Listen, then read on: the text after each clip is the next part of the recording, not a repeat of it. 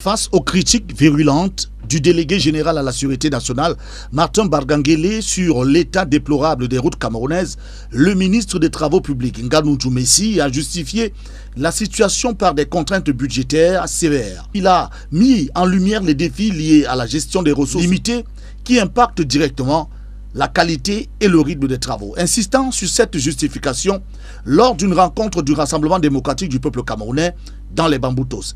Quand il n'y a pas de l'argent, l'entreprise ne peut pas s'ouvrir. Et ces routes se sont dégradées très rapidement ces derniers temps parce qu'il pleut, mais nous n'allons pas laisser baisser les bras.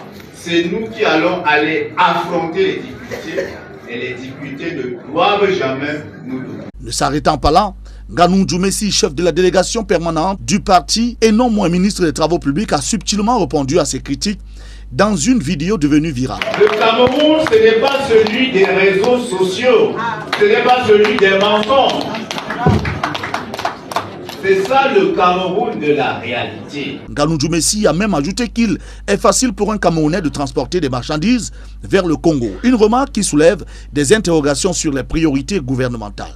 Vous pouvez partir de Bouddha à Brazzaville sur une route bitumée. Vous avez Bouddha, Bafoussam, Yaoundé bitumé, Yaoundé Samelima bitumé, Samelima Ouesso bitumé, Ouesso Brazzaville bitumé. Pour les observateurs, dans un premier temps, cet échange entre ces deux figures du régime de Paul Biya illustre le malaise politique qui persiste dans le pays. Et dans un second temps et au-delà, laisse penser que la réponse du ministre jugée peu convaincante souligne l'importance pour les membres du gouvernement de s'entourer de spécialistes en communication. Une telle approche pourrait les aider à mieux gérer les crises et à renforcer leur crédibilité face aux défis auxquels le Cameroun est confronté.